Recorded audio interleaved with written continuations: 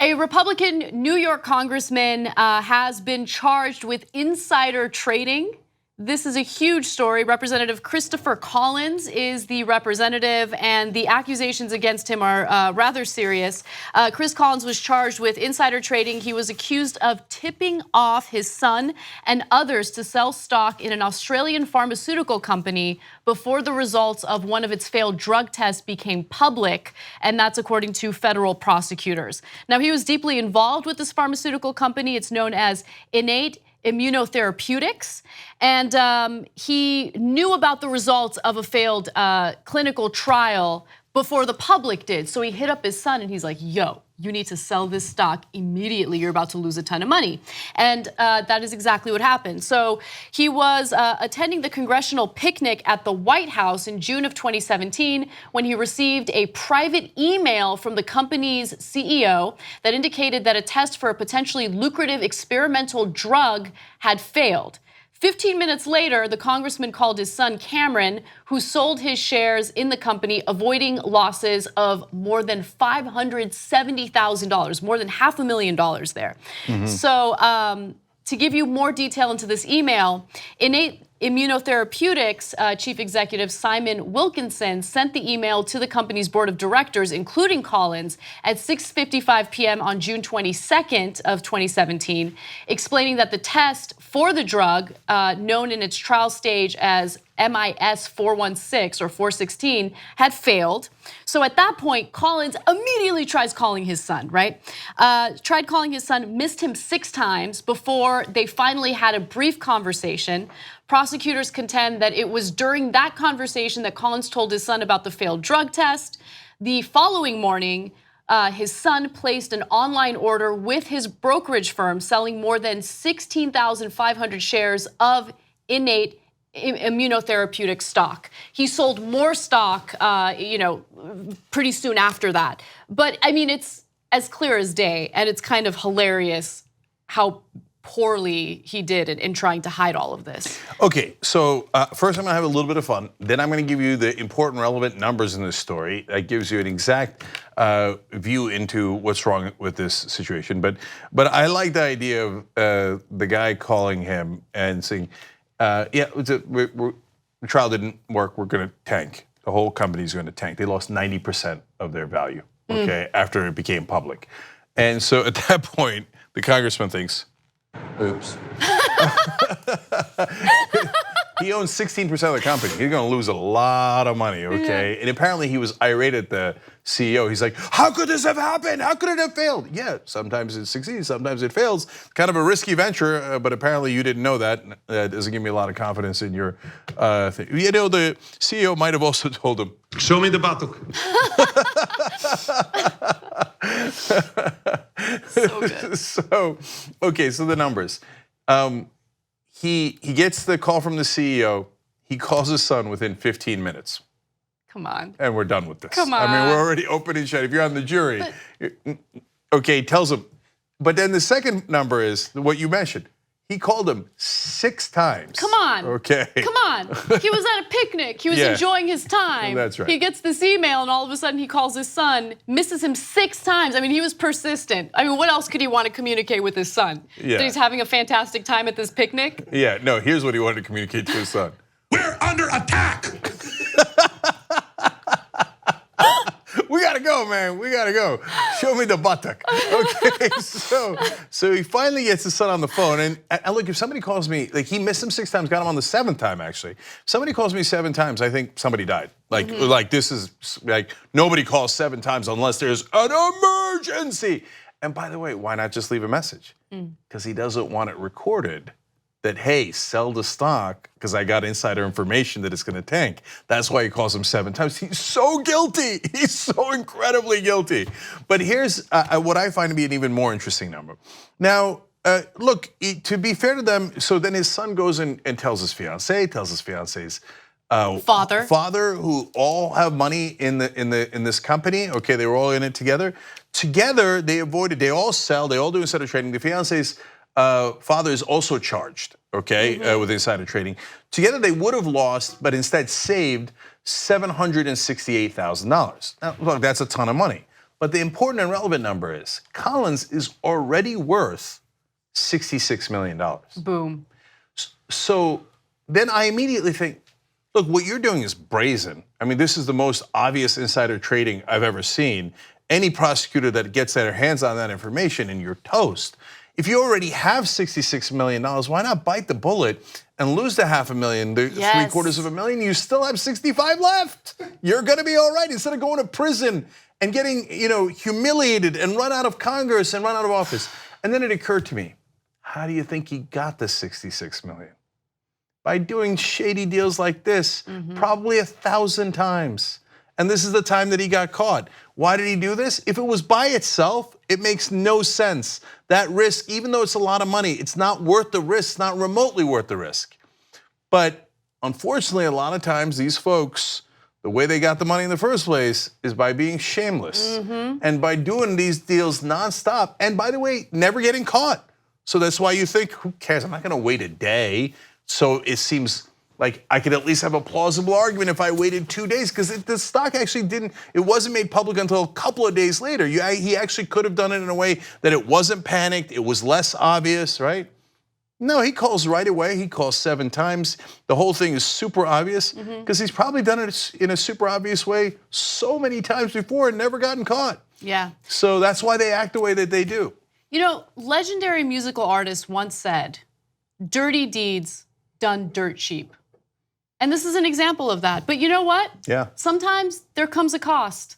And right now, his life is basically in jeopardy. His career, everything he's worked for or hasn't worked for, it's all in jeopardy. I mean, come on, how greedy do you have to be? You're right. Just bite the bullet, take the loss, don't risk everything to save $500,000 for your son, $700,000, $768,000 with your son's father-in-law involved as well. It's the greed that risks the $66 million in his career, but it's the greed that built the $66 million in the first place, likely, right? To be fair to him, I don't know how he got the other 66, right? But his actions indicate a carelessness, an ease with breaking the law that shows you he doesn't really have a second thought to it. He's not even concerned about breaking the law. Because again, if you're not familiar with this portion of the law, this is insider trading 101. So it is totally illegal, obviously illegal. If you have he's on the board of this company, the CEO of the company is calling him, telling him public information, private information before it becomes public and it can be traded upon. The stock drops 90%. It's not subtle. It didn't drop 3%. Hey, it could have gone either way. They just had a bad day at the market. No, it dropped 90%. There is no clearer case of insider trading based on the publicly available evidence here than this. But he does it anyway without a second's hesitation.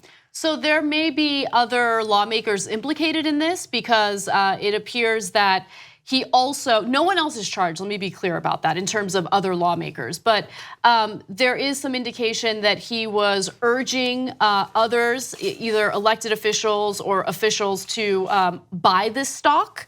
And so who knows what could come of those cases. But just to give you a few examples, there was Tom Price, who served as Secretary of Health and Human Services. He was accused of taking advantage of a special deal of Innate stock only available to a select number of lawmakers at a discount offered by Collins. They're also shady. Remember Tom Price, the guy who resigned because of other corruption problems from the Trump administration. He also had enormous conflict of interest problems when he was in the House, and he would trade on information that he got as a congressman, and that got him into trouble earlier. And now he's taking discounts from other congressmen, et cetera. So Tom Price, it's completely unsurprising that he's on this list. I would have been surprised if he wasn't on the list. Okay. I mean, if you're gonna talk about insider trading, Tom Price is like, me, who's in? I'm in. Who's doing insider trading?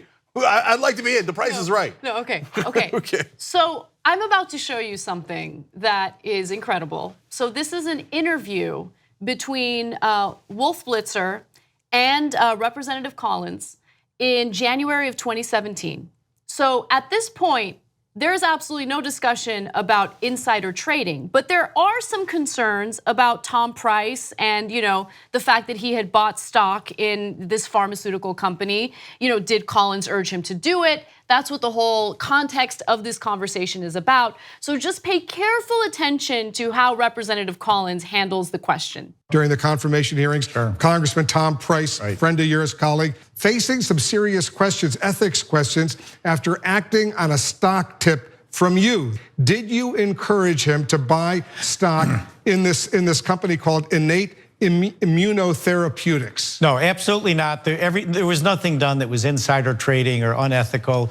It's probably what I am most proud of. I talk about it at breakfast, lunch, and dinner like I do my kids and my wife. It's so good. No one said anything about insider trading. You're so dumb. Hey, did you tell Tom Price? Telling Tom Price is not a crime. You can tell Tom Price all day long, right? He's like, there's no insider trading. I'm telling you right now, there's no insider trading. Okay, all right, interesting. And I did not have sex with that guy. I didn't. I don't know why you say. I didn't say that. Why are you saying? So, by the way, Price is shady for other reasons that I explained. He got the discount. That's a little shady. I want to be fair. Mike Conaway is one of the 6 that bought this stock. He does not sit on any committee that is relevant, and he did not get a discount. So I don't see anything wrong there. And there's no indication that he did insider trading and dumped the stock. Turns out Collins called everybody but him. Anyway, so if you got a guy like that, there's nothing wrong there as far as I can see so far. On the other hand, Doug Lamborn, who's a Republican of Colorado, and Mark Wayne Mullen, Republican of Oklahoma, they sit on a relevant committee that affects that stock. Well, that's the swamp. You can't be voting on things that might affect stock that you own. That's totally unacceptable for conflicts of interest in regards to your job as a congressman. So that's a separate problem. The one that's clearest is obviously Collins' problem because he did insider trading 101 and now they caught him and he's in a world of trouble. And I also want to just end on one other important note. So there are clearly conflicts. There's a conflict of interest. As he's a lawmaker, he's also serving on the board of this pharmaceutical company. And so does that at all impact the job he's doing in Congress? Of course it does. So after entering office in 2013, Collins worked on passing a provision that would speed up the drug approval process. Come on. So let's just keep it real, okay? Obviously, their financial interests, their financial incentives play a huge role in the types of laws that they push through Congress, that they aggressively try to pass through Congress. And that's certainly the case with what he wanted to do with drug approvals on a federal level. These guys are so corrupt. It's unreal. The corruption is taking over the entire body politic. I mean, and once you open the door and you say, oh, we're gonna get into office by taking legalized bribes, then is it really that much of a stretch for those same unprincipled, unscrupulous people who got in office by taking what we now, bribes have become legal? You just, I take it from a pharmaceutical company, I take it from a defense contractor company, and what do? I start wars and the defense contractor gets rich. I say you cannot negotiate drug prices for Medicare. My donors get rich.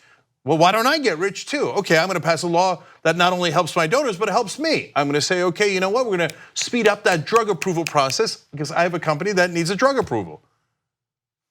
And then they wonder why nobody trusts Congress. This is why nobody trusts Congress, because they are crooks. And this system invites crooks in. So if you're a principled person, you're gonna have a little bit of trouble taking money from an oil company and then letting them pollute, right? And knowingly deregulating so they can pollute streams that maybe kids swim in. You're gonna have trouble doing that. But crooks have no problem doing that. They're like, oh great, you're gonna give me that bribe and I'm gonna do you a solid and that guy's gonna get sick? Who cares? Then we shouldn't be surprised that Congress is filled with people like Collins who are total and utter criminals. 2 easy ways to follow the Young Turks. One is hit the subscribe button down below, then you're a TYT subscriber. And second is ring the bell. And when you do that on YouTube, you're notified of our videos.